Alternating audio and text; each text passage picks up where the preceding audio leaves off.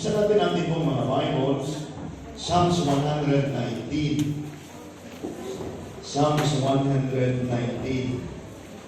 And for the past 27 years, ako po ay nasa ministry.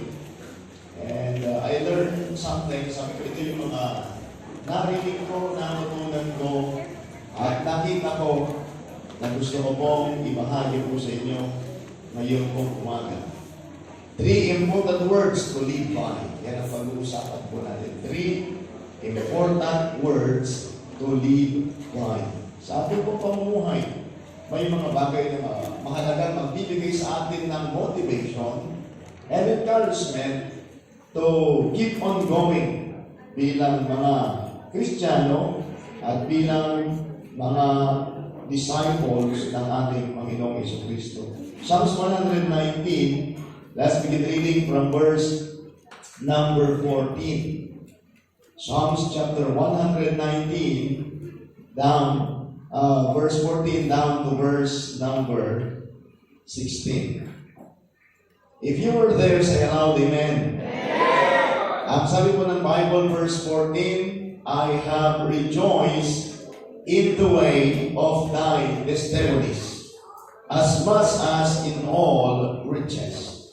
15, I will meditate in thy presence, and I have respect unto thy ways.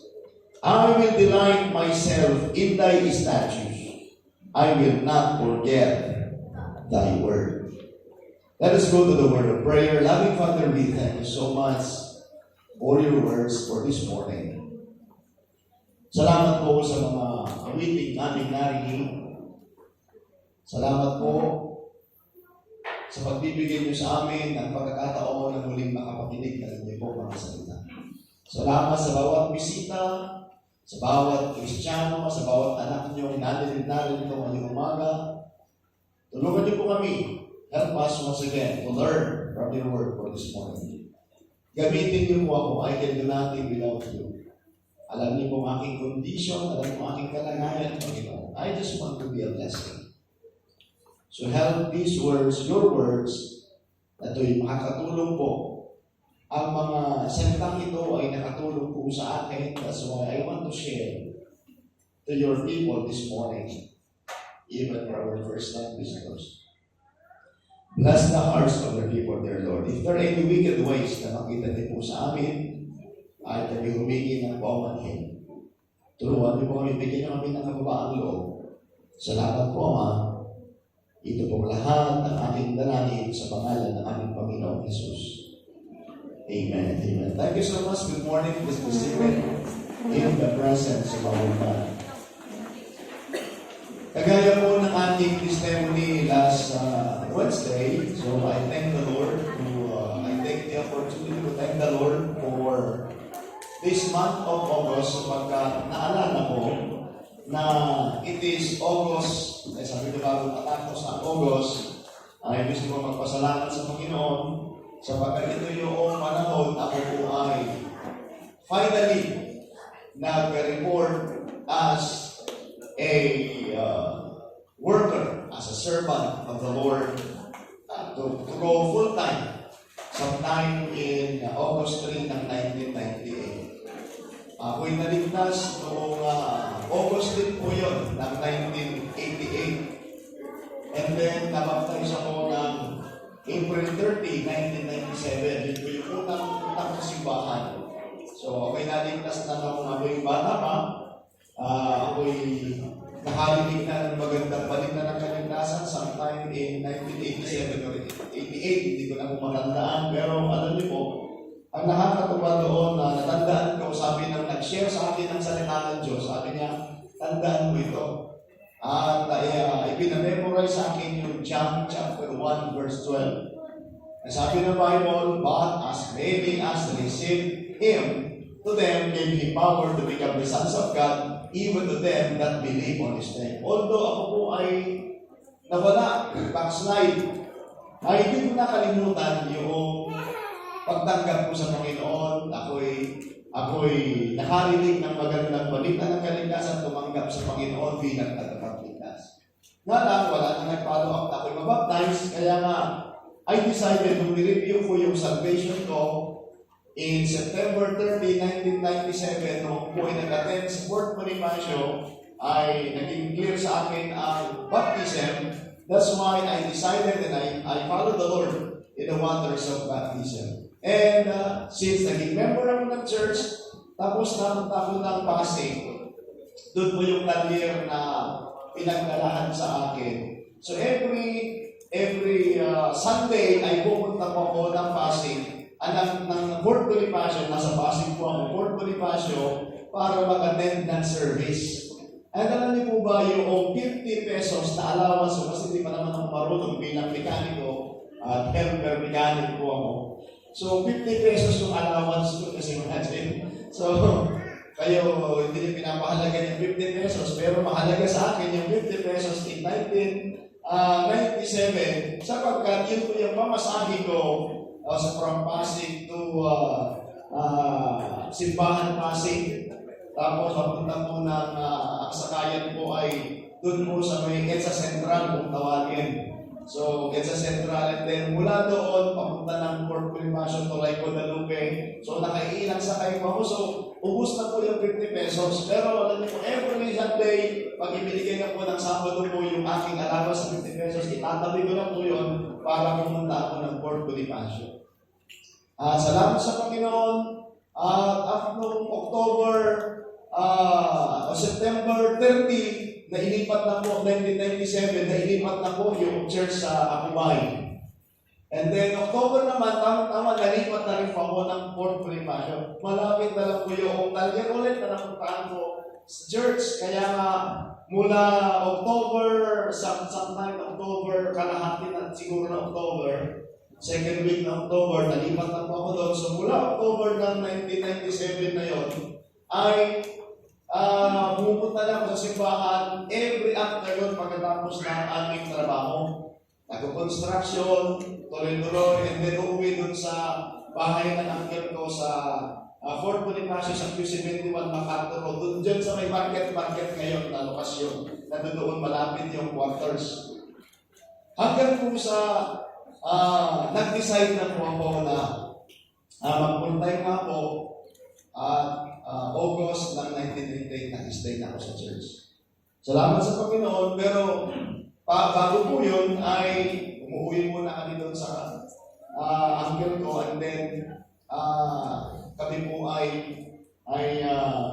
pumupunta na lamang sa church ng alas 5 ng hapon para tumulong hanggang alas 10, alas 12 ng gabi. And then uuwi ulit sa Fort Bonifacio, trabaho na naman ng umaga. Ang ganun po yung routine ng buhay namin. At sabi ko nga po, until finally, August 5, ako ay nag-stay na po sa simbahan ng 1998. And sa pagpapatuloy ko sa gawain ng Panginoon, I've learned something and I was challenged na magpatuloy sa gawain ng Panginoon, although maraming ups and downs sa buhay. Pero salamat po sa Panginoon. And itong tatlong words na babanggitin ko po sa inyo ay narinig ko, nakita ko, natutunan ko, and I hope and pray na ibabahay ko sa inyo ngayong umaga na ito din po ay kapupulutan nyo ng encouragement sa inyo pong pagpapatuloy sa gawain ng Panginoon. Amen? So for 27 years that I surrendered my life full-time in the ministry, so ako'y maraming natutunan. Sabi ko nga, I never planned to be a missionary or a pastor, but gusto ko lamang na maglingkod sa Panginoon. Kaya nga po, yun po yung aking naging buhay. At salamat sa Panginoon na hanggang ngayon ay naroon yung ating paglilingkod sa Panginoon. Now, dito sa talatang binasa natin, this is the story, this is the Word of God na binasa natin. At alam po natin, ang Book of Psalms is Psalm of David. Pero alam po natin, marami pong mga ilan sa mga nagbigay din ng kanilang Psalms. But it is always addressed kay David sapagkat most of all ay maraming mga Psalms si David dito. At sa binasa po natin, ang sabi po ng Bible, I have rejoiced in the way of thy testimonies. And pagdating sa verse number 15, I will meditate in thy precept. Now, pag sinabi natin precept, same as the word commandments. And particular, pag sinabi natin precept, of course, in general, pag sinabi natin precept is the commandment of God. But as far as precept is concerned, ito po ay particular na rule, general rule for behavior. Yan ang ibig sabihin po niyan. Kaya pag naririnig niyo po yung word na precept, still this is the word of God, but particularly, ito po ay tumutukoy instruction ng Diyos para sa behavior ng bawat isang tao. Amen? Kaya nga, sabi ni David, I will meditate in thy precept. So tumutukoy doon na dapat ang isang tao ay magkaroon ng tamang behavior. Amen? Kaya napakahalaga talaga na magkaroon ng tamang behavior. And sabi po ng Biblia, and I have respect unto thy ways. I will delight myself in thy statutes, will not forget thy words. So sabi ko nga po sa inyo, napakahalaga po. Narinig niyo po sa akin lagi yung word na principle makes decisions. Are you listening? Amen? Kayo po mga kabataan, bawat Christian, napakahalaga na natutunan natin yung mga bagay nito. Kaya when you come to church, tayo po ay nakikinig ng salita ng Diyos. See to it na mayroon tayong natutunan at paglabas natin, aalis tayo na mayroon po tayong natutunan. Kaya ulitin ko po, napakahalaga, naririnig nyo sa akin, na natutunan ko nga po, ibinabahay ko sa inyo, is napakahalaga yung word na sinasabi natin, principle makes decision. Sabihin nyo nga ngayong umaga, let me go. Principle makes decisions. So, if you have the principles of the Word of God, doon manggagaling ang ating mga decision. Don't you know that we are always making decisions? Right? Whether we accept it or not, mga kapatid, gumagawa lagi tayo ng decision. Naalala niyo po yung pangyayaring nabanggit ko one time na kapag hindi ka gumawa ng decision, that is your decision. Naalala niyo po mo yun? Sa anong ako'y nangaral one time about decision? So, pag hindi ka gumawa ng decision, sa panahon na dapat na gumawa ng decision, that is your decision. Hindi ka gumawa ng decision. Sa madaling sabi ko lang, pinabayaan mo lang. Kaya nga po, sinasabi ko, principle makes decisions. So napakahalaga po na magkaroon po tayo ng prinsipyo upang nang sa ngayon, hindi ka na mahihirapang magdesisyon kung meron kang gabay. Sa paggawa mo ng desisyon, meron ka ng gabay, hindi ka na mahihirapan. Example, okay? Gusto ko muna na maunawaan nito. Ngayon, mag-aasawa ka. Ikaw ay binata, ikaw ay dalaga, isang araw mag-aasawa ka. Lagi ko nga pong sinasabi, hindi sa lahat ng pagkakataon, kayong mga bata, kayo po ay bata. Kayo ay 10 years old. But dapat mo maintindihan, hindi sa lahat ng pagkakataon, ikaw ay 15 years, ikaw ay 10 years old, dadating pagkakataon, magiging 15 years old ka, magiging 18 years old ka, magiging 20 years old ka. Amen? Kaya na napakahalaga na maunawaan natin ito. Alam na kakalungkot niyan, pag 20 years old ka na, ang isip mo, 10 years old ka rin. Kaya may mga tatay ngayon, naging tatay na, pero ang isipan ay akala mo, binata pa. Nakikinig mo ba ngayon, amen? Ang nakakalungkot, kung tatay ka na, pero ang isipan mo, at ang galaw mo, at isipan mo, at ginagawa mo, parang feeling mo, binata ka pa rin. Kaya nga, doon sa pag-isipan mo, binata ka pa, kaya gagawin pa rin yung gawain pang binata sapagkat wala ka pang responsibility, pero mayroon ka ng responsibilidad. Ganun din naman yung mga nanay. Kaya nga po nanay na sila, pero ang ginagawa nila parang pangdalaga pa rin. Walang sense of responsibility. Nakaasa pa rin sa mga magulang. Kaya nakakalungkot pa kapatid matanda na nakaasa pa rin sa magulang. Bakit? Hindi niya pinagbuti. Kaya napakahalaga talaga, mayroon tayong prinsipyo. Sinasabi ko dito, ito ang panuntunan ng ating simbahan sa mga kadalagahan at mga kabinatahan. Kung hindi pa kayo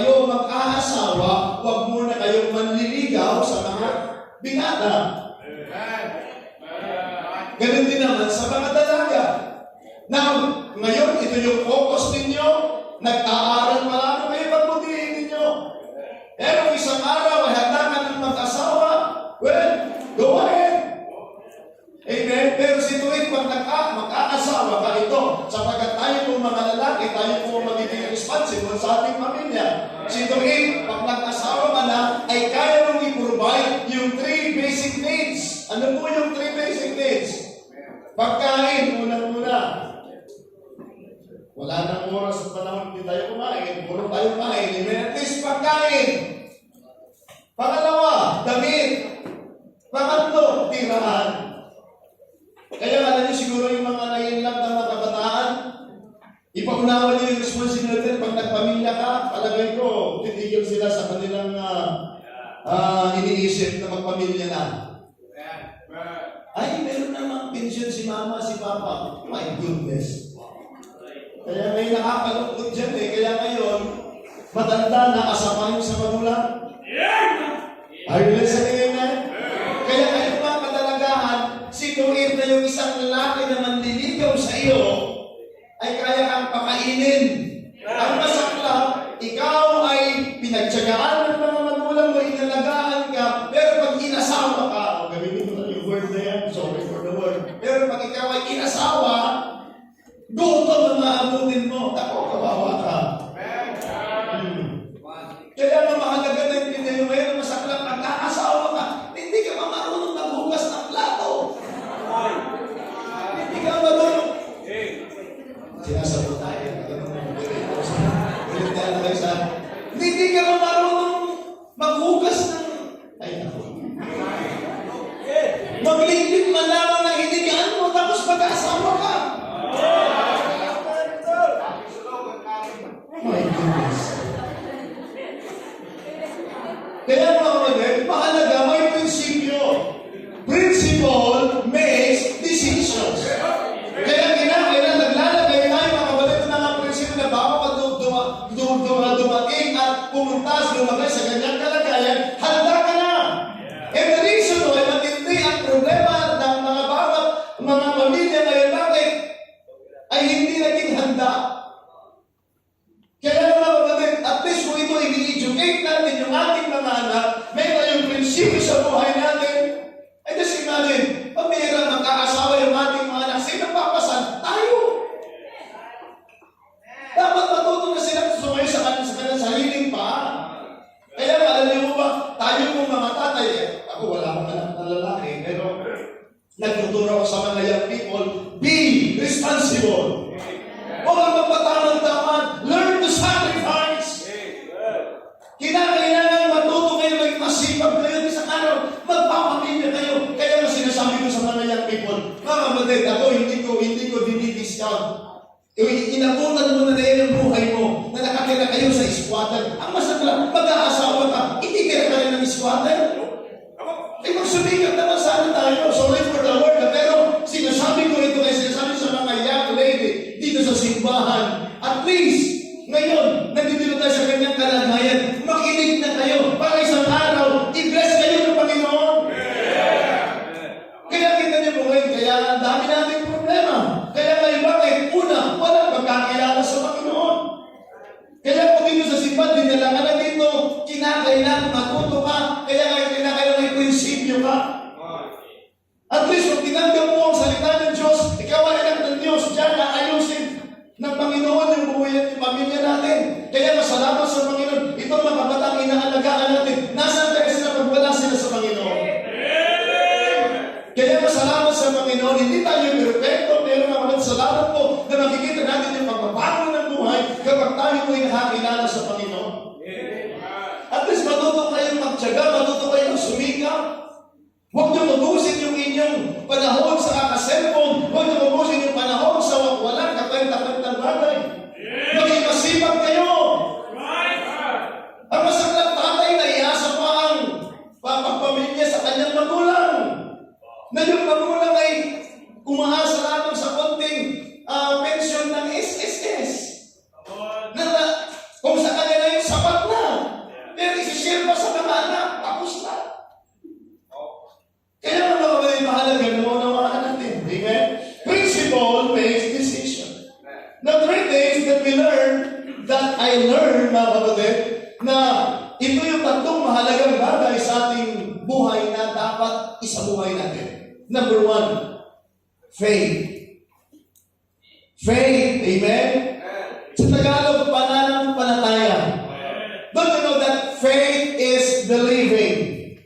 Faith is believing. Now, look in verse number 15. Ang sabi ng Bible, there is David, I will.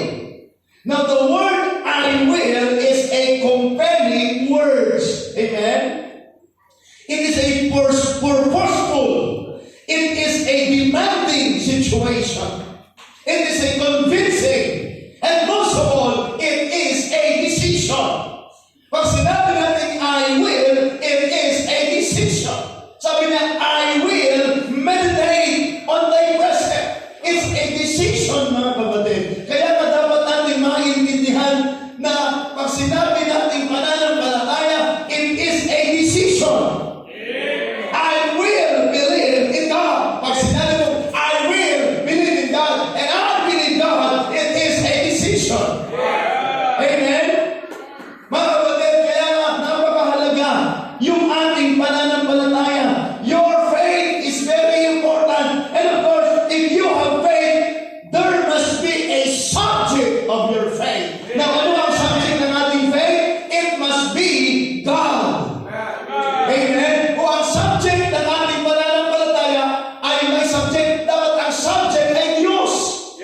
Kaya namin sabi ng Bible, Hebrews chapter number 11, sa Hebrews chapter 11, nasabi ng Bible, now faith is the substance of the things hoped for, the evidence of things not seen. Ang sabi ng Bible, faith is the substance, faith is the assurance of the things hoped for, the evidence of things not seen. Sa mga bagay na hindi na nakikita, pananampalataya ay napakahalaga.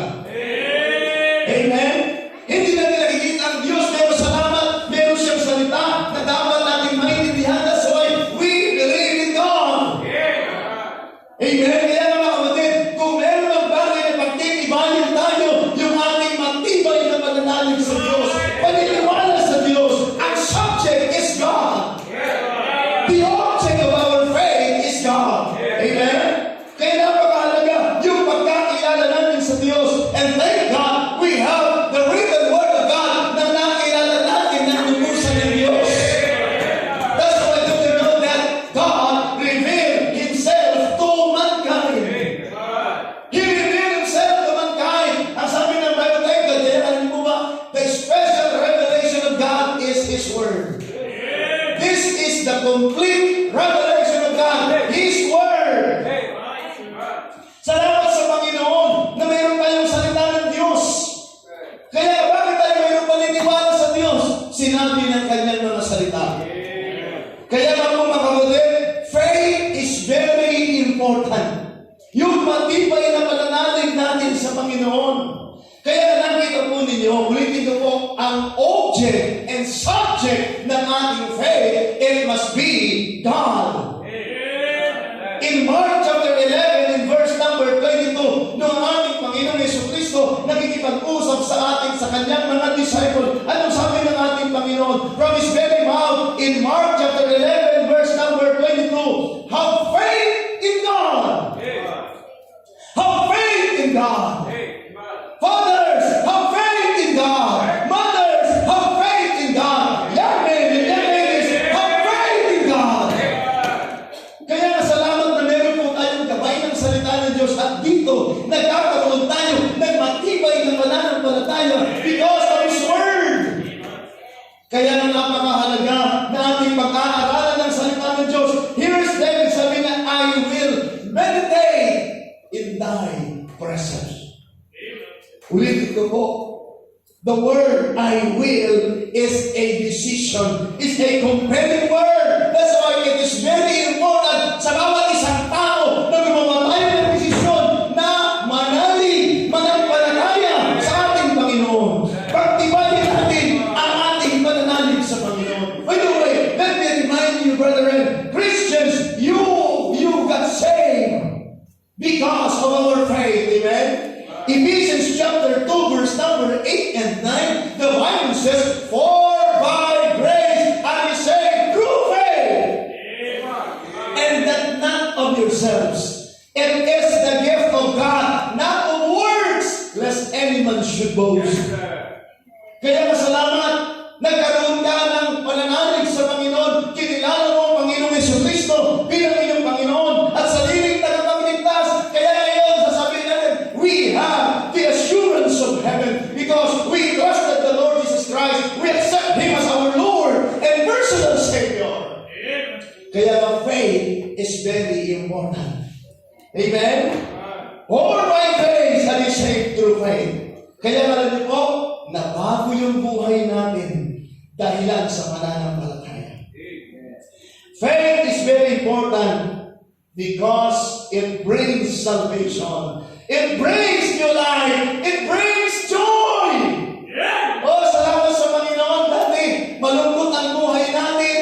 Magulo ang buhay natin. But salamat po, when we have faith and we get saved, it brings new life. It brings joy. Wow. Alam niyo, lagi ko po sinasabi, pahalagahan natin ang ating kaligtasan. Nasaan kaya tayo pag hindi tayo naligtas? Thank God, yung mga Kristiyano, you have the desire to go to the house of worship. It's because that is the activity of the children of God. Naalala niyo po si David, anong sabi niya? I was glad when they said to me, let us go into the house of the Lord. Faith is very important. Kaya bilang mga magulang, bilang mga tatay, pagtibayan natin ang ating pananampalataya. Nang sa gayon, yun din naman yung makikita ng ating mga anak. Yun din naman yung makikita ng ating mga anak, yung ating matibay na pananalig sa Panginoon. Sabi ko ba po, isang araw mawawala pa ako, pero salamat at least one day, sasabihin ng aming mga anak, yung tatay ko ay mayroong matibay na pananalig sa Panginoon. Kung meron ng bagay na makita sa ating mga kapatid, yung ating matibay na pananalig sa Panginoon. Yan ang kailangan natin, members of this church, pagtibayin ninyo ang inyong pananampalataya sa Panginoon. Sometimes, nabubuhay tayo na parang mahina yung ating pananampalataya. Sometimes, mas matibay pa yung pananampalataya ng mga bata. At sasabihin nila, di ba, Kristiyano tayo? Di ba, anak tayo ng Diyos? Di ba, kung tayo problema na ngayon, iiwanan natin ang gawain ng Panginoon. Naalala niyo po si Job. Kung meron mang, alam niyo, isinulat ng Biblia, ang buhay ni Job upang maghugutan natin ng kalakasan. Upang magsilbing encouragement sa atin. There's gonna be a time na mawawalan tayo ng mga mahal sa buhay. Pero si Job, mga kapatid, isang araw lang. Pagkatapos nawala ang kanyang mga anak, nawala ang kanyang ari-arian, at higit sa lahat, nagkaroon po siya ng karamdaman. Iniwan ang kanyang asawa, hoping na yung asawa niya magbibigyan ng encouragement, but I really understand si Mrs. Job siguro, kumbaga ikana, dumating na siya sa sukdulan na humina na rin ang kanyang pananampalataya. At ang sabi niya, curse God and die. Huwag naman sana mangyari sa inyo mothers. Amen? Yun nangyari kay Mrs. Job. Nasusumpatan niyo yung asawa ninyo na may pananampalataya na sabihin mo, sumpay mo ng Diyos pag namatay ka na! Huwag naman sana din. But then, alam niyo ba ang sabi ng Bible? Si Job ay nagpakita ng matibay na pananalig sa Panginoon. Faith is very important. When you have faith, it brings salvation. It brings new life. And it brings joy. Kaya thank God yung kinamasta ng mga Kristiyano, yung mga bata, I've got the joy, joy, joy, joy down in my heart. Where? Sabi ng mga bata, down in my heart. Where? Down in my heart. I've got the joy, joy, joy, joy down in my heart. Down in my heart to stay. And I'm so happy, so very happy. I've got the love of Jesus in my heart. And I'm so happy, so very happy.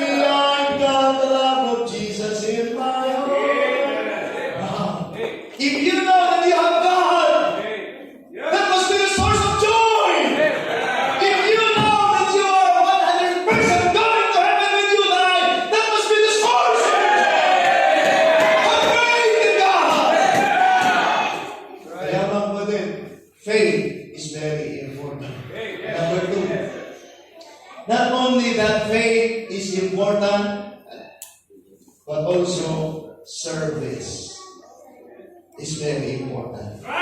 Service.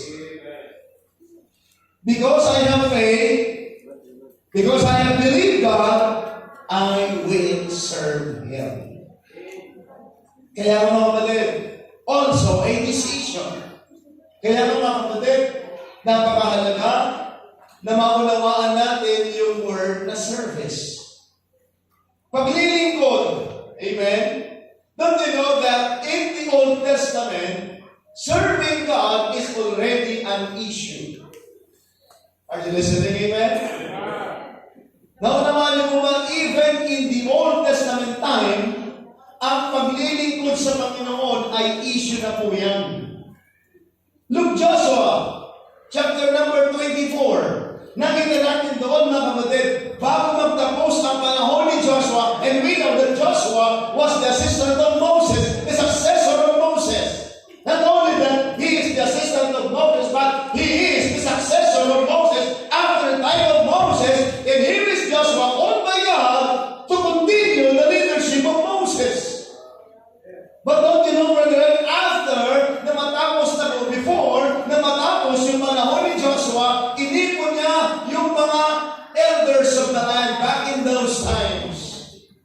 Let's take a look at a very familiar passage in the Bible so that we can learn something from this word, brethren. Amen? Buklatin niyo yung Bible niyo para medyo magising-gising kayo ng konti. Okay, yung talaga, 11:15. Matatapos po ako. Joshua, pero pag matutulog ko kayo, hindi alas 12 po tayo. Mamili po kayo. Gumising kayo ng hanggang 11:15 or matulog kayo, nag-press naman hanggang alas 12. Amen? I know, nakagod kayo, pero dapat meron kayong energy to listen to the word of God. Okay? Wake up, wake up. Now, sabi po namin din, now therefore, fear the Lord and serve Him in sincerity and in truth, and put away the gods of your fathers served on the other side of the flood, and in Egypt, and serve ye the Lord. Wow. Serve Him with sincerity and in truth. Kaya sabi ng Bible, and it seemed evil unto you to serve the Lord. Choose you this day. You need to make a decision today, not tomorrow, today. Amen. Sabi niya, but as for me and my house, we will serve the Lord. Wow! What a decision of Joshua. Ipinahayag niya, sabi niya, as for me. And bilang a father, I am the spokesman of our house. Our house is speaker. Amen?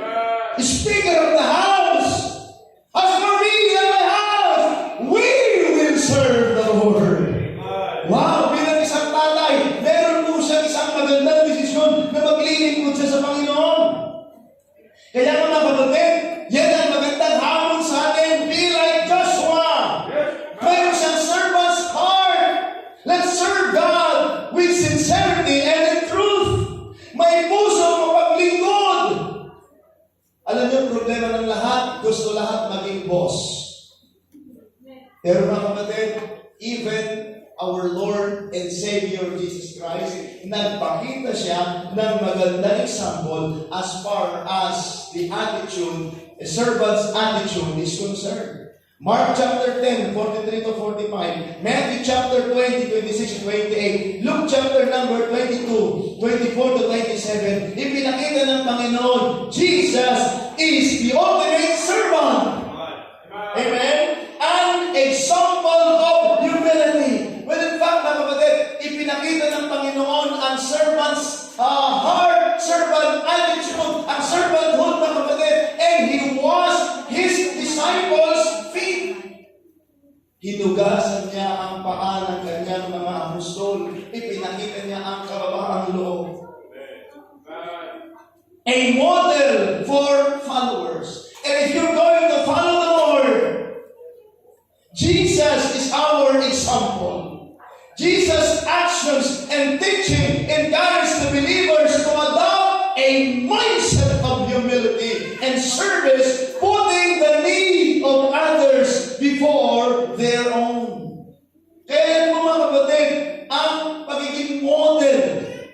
Kaya kung tayo may susunod sa Panginoon, siya po yung ating buwanan. Kaya mas paglilingkod mga kapatid, is uunahin natin ang iba bago sa atin. Kaya nga po, ito yung magandang i-adapt, yung mindset na magandang i-adapt ng bawat servant ng ating Panginoon.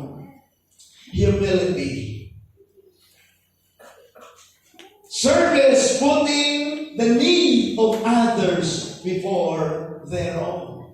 Kaya nalagyan dito sa simbahan po natin, salamat sa Panginoon, binibigyan tayo ng pagkakataon na makapaglingkod. Amen? Kaya nga po, lagi rin sinasabi, Christianity, sinabi mo na, Christianity is always living for others. Living for others, yan ang totoong Kristyanismo mga kapatid. Pamumuhay para sa iba. Uunahin natin yung ating kapwa bago yung ating sarili. Pero ang tao, akin. Ako.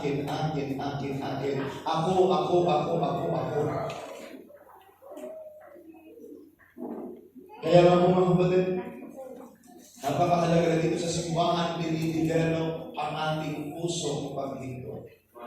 Ito sinasabi ko nga po sa inyo. When involved in the ministry, pagbutihin natin, gawin natin ang buong puso, na kahit na walang bumabati sa iyo, kahit walang tumatapik sa balikat mo, you will going to do the things of God. Amen? Na kahit na walang tumatapik sa balikat natin, kahit walang pupuri sa iyo, ay gagawin pa rin natin ang nararapat natin gawin. And sometimes, hindi naiintindihan niya ng mga tao. Pero salamat na binigyan tayo ng puso ng paglingkod. Kaya sabi dito yung mga bagay na natutunan ko sa simbahan. Nakita ko po kay Pastor Hill yung kanyang paglilingkod sa Panginoon. Ito lagi nang sinasabi, basta kumain lang tayo, maglilingkod tayo sa Panginoon. Basta kumain lang tayo, maglilingkod tayo sa Panginoon. Hindi tayo nag-iisip na anumang karamihan sa buhay natin. Kung tayo man ay minsan nakakaranas ng mga pagpapala ng Panginoon. Salamat sa Diyos.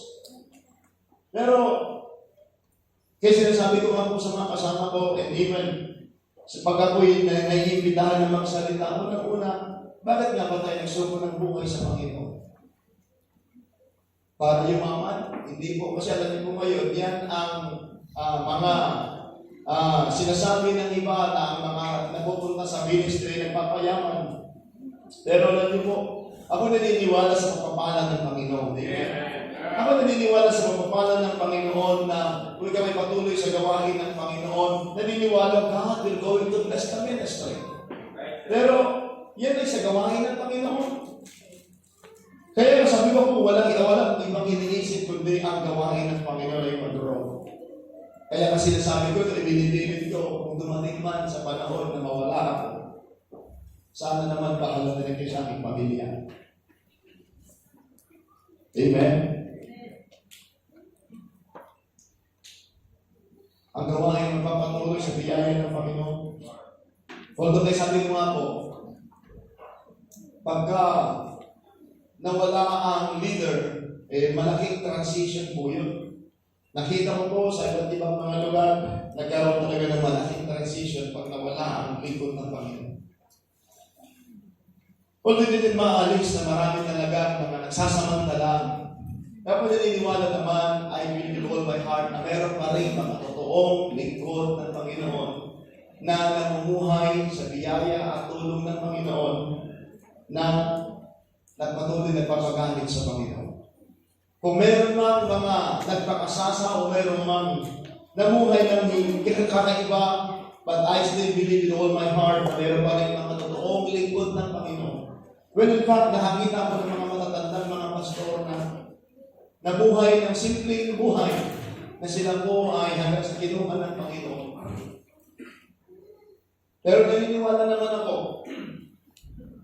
na kung ang mga mananampalataya ng mga lingkod ng Panginoon ay nagpapagamit sa Panginoon. Eh sabi nga ni Paul, yung mga nasa ministry ay kinakailangan mabuhay sa ministry.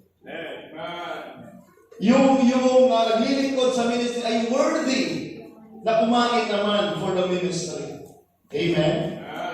Kaya nga po, ito sinasabi ko sa mga kasama ko, maging masipag tayo, magtrabaho tayo para sa Panginoon. Kaya nga sabi ko nga po, pag nagtrabaho kami, wagas.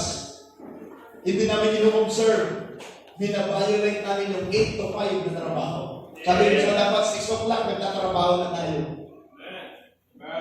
At kahit gabi na, magtatrabaho pa rin tayo. Amen? Sapagat hindi tayo arawan. Ang trabaho natin ay pagtrabaho pakyawan at sobra pa sa pakyawan. Amen? Kaya nga, yun ang ginagawa natin. At least sinasabi ko sa ano mang ginawa ninyo, yan ay ginawa mo para sa Panginoon. At pag ginawa mo yan para sa Panginoon, matutuwa ka sapagkat alam ng Panginoon yung puso mo. Service. Number 3, the last. Not only faith, not only service, but of course, if you are going to serve God, determination is very important. Determination is very important.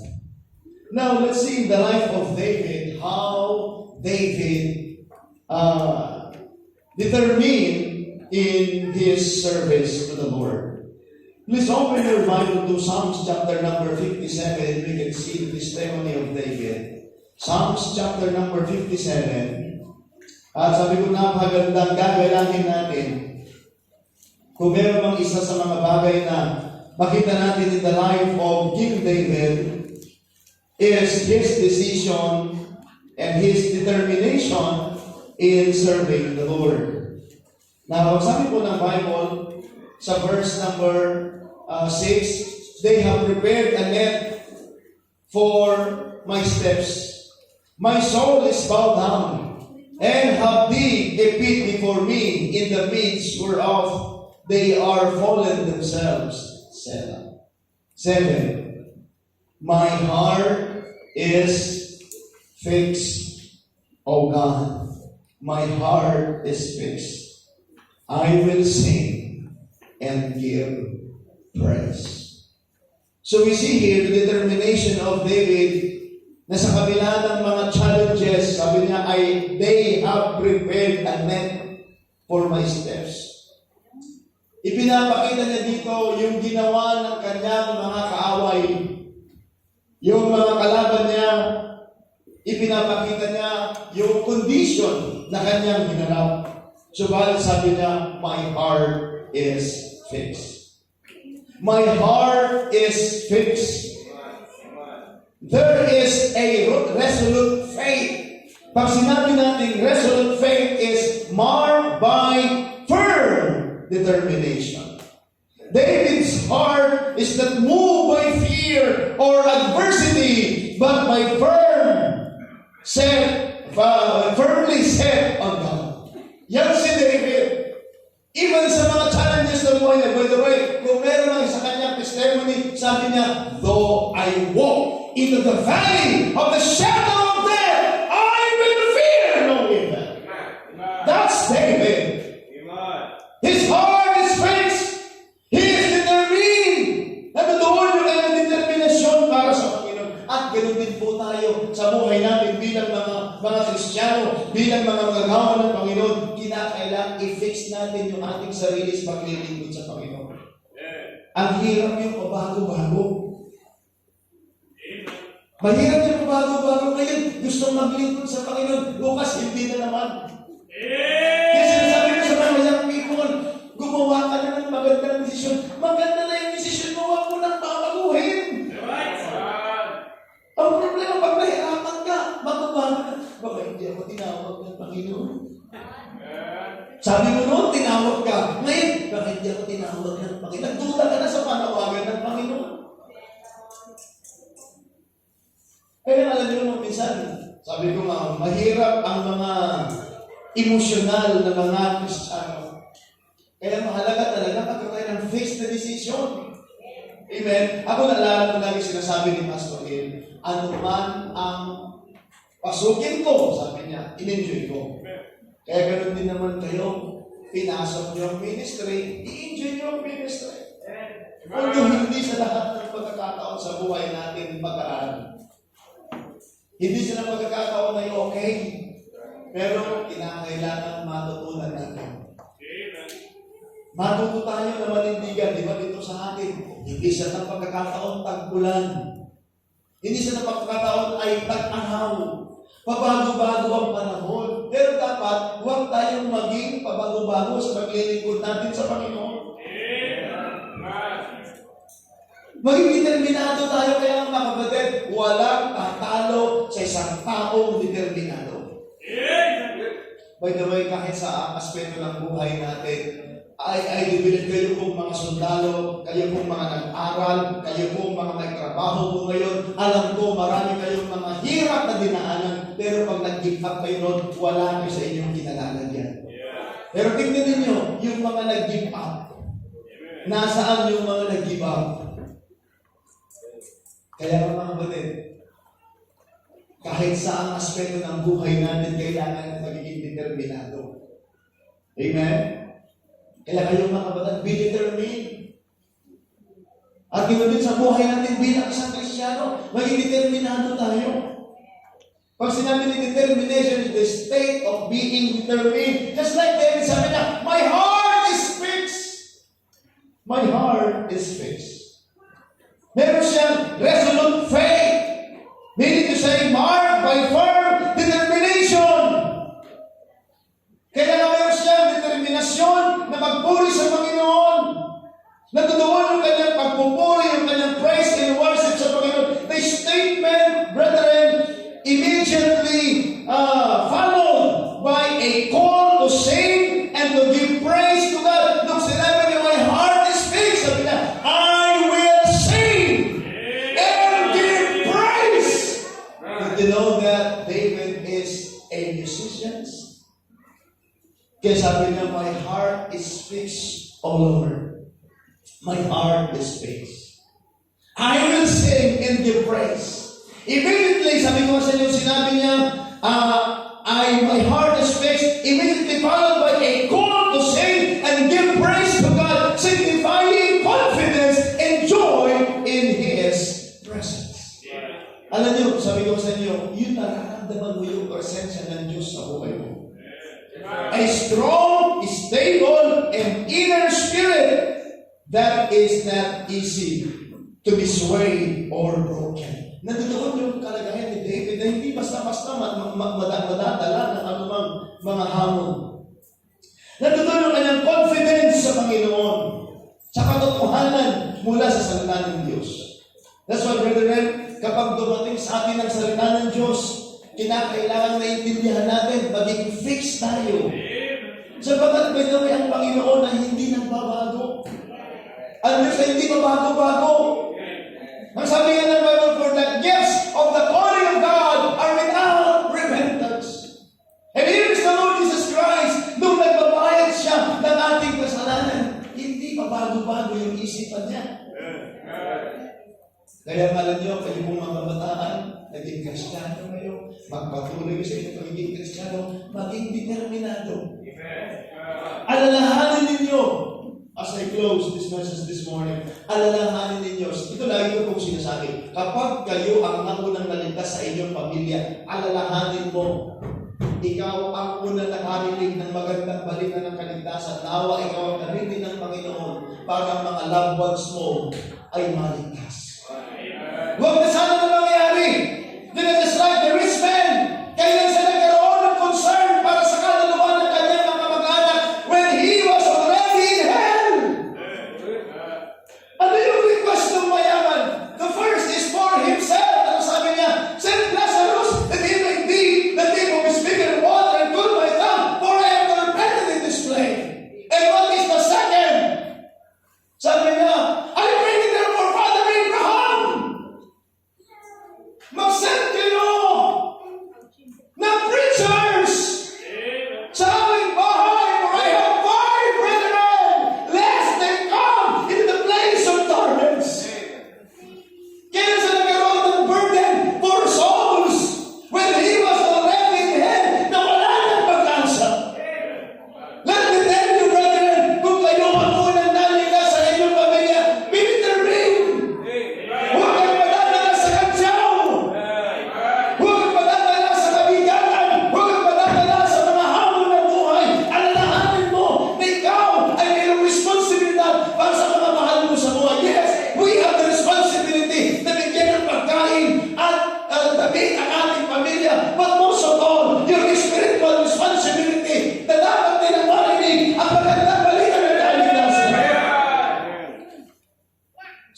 ang aasahan natin kung tayo ay mag-quit? Kaya sinasabi ko po lagi sa mga kapwa kong magagawa, kapag ikaw ay nag-quit, ikaw ay makasarili. Iniisip mo lang yung sarili mo. At hindi mo inisip yung iba. Kaya yan ang ministry, always living for others. Alam niyo po ba, kapatid, madali tayong maawa sa mga tao hindi kumakain. Madali tayong maawa sa mga tao aksidente. Madali tayong naawa sa mga nahihirapan. Pero naunawahan ba ang kanilang spiritual condition? Kaya ang dapat nakikita ng mga Kristiyano. Kapag nakakasalubong ka ng tao, alam niyo, every time nakakasalubong tayo ng tao, ilan kaya dito nakakilala sa Panginoon? Nakasama mo sa sasakyan, nakasama mo sa tahanan, did you share to them the gospel? Kaya mga Christians, members of the church, pag mayroong pumasok sa bahay natin na kamag-anak natin, kakilala natin, huwag kinakayaan na lumabas na walang Kristo na namimili. Do not allow na uwi pa sila, alis sila, na hindi nyo nabahagian ang salita ng Diyos. Be determined to share the gospel. Make a decision, make a promise to God that you will going to share the word of God. Ang problema kasi natin, iniisip natin agad ano yung sasabihin sa atin. Nasasabihin na naman, religion. We are not giving them the religion. It's because no one really knows religion can save us only in the person of the Lord and Savior Jesus Christ. That must be the purpose of our church. Kung ikaw ay member ng ating simbahan, be know na tayo mo mga kapatid maging masigasig sa pag-aakay ng kaluluwa. Be determined. Huwag mo ikahiya ang Panginoon. Walang nakakahiya sa Panginoon. Sinasabi ko sa mga workers, when you go out, huwag kayong padadala sa itsura ng mga tao na maaaring mayroong magandang status symbol dito sa mundo ito. But kung wala ang Panginoon, they are lost. Sila po ay ligaw. Walang direksyon ang buhay. Just like the rich man. Be determined. Members of this church, be determined to share the gospel. Ushers, be determined in your ministry. Full-time staff, be determined. Say with David, my heart is fixed. Eh sabi ko, alam ko maraming kang hamon sa buhay. Pero ako yung bihinayan ng biyaya ng Panginoon. May magagawa ko para sa Panginoon kahit kunti. That's always my saying, hindi mo gagawa lahat, but you can do something for the glory of God. If your heart is fixed, is in praising God, yan ang pinakamagandang decision na gagawin natin. Faith, service, determination. Faith, service, determination. Be determined sa desisyon natin na maglingkod sa Panginoon. Huwag pabago-bago. Ulitin ko, sa lahat ng gumawa ng desisyon, napakaganda na yung ginawa ng desisyon to serve the Lord. Huwag naman sana babaguhin na pa yung desisyon mo. Young ladies, young men, alalahanin po ninyo yung mga mahal mo sa buhay, mga kaibigan ninyo, mga kilala ninyo. Ulitin ko, minsan madali tayong madala sa pagpapalang material ng mga tao na yan lang, pwede pagmalaki ng tao yung kanilang pagpapalang material. Honestly, as I close, sabi ko na sa inyo, lahat ng signs ng pagbabalik ng Panginoon nandiyan na po lahat. At hinihintay na lamang natin yung kanyang pagbabalik. Sana po, kung tayo man yung mga taong dadatnan niya, tayo man sa panahon po natin, datnan tayo na masaya na naglilingkod sa Panginoon. At kung hindi man, at least datnan ka ng kamatayan na ikaw ay may ginagawa para sa Panginoon. Be like David, Sabi niya, my heart is fixed. I have learned something this morning. Be determined in serving God. Maraming mga discouragement. Maraming beses nakakapakinig ako ng kwento ng mga na-discourage. But, bilang magagawa ng Panginoon, sabi ko, maging determinado ka sa pinasok mo na ministry. Ang ministry ay hindi sa lahat ng pagkakataon masaya. Hindi sa lahat ng pagkakataon maraming pagkain. Hindi sa lahat ng pagkakataon na okay. May mga pagkakataon na yung mga dati nagsasalita sa iyo ng maganda, sila na rin yung sasalita na hindi maganda sa iyo. But be determined. Yung iba, kaibigan mo, kaibigan ka nila hanggang may nakakuha sila. Pero pag wala na rin. But be determined in serving God. Ano bang pinasok mo, if that is your vocation, be determined. And let's keep on serving the Lord. Magandang umaga po sa inyo po lahat. Aming Father, we thank you so much for your words for this morning. I've done my part. May these 3 words that we discussed, dear Lord, ay magkakaroon ng epekto at encouragement puwang sa puso't isipan ng bawat nakakakinig.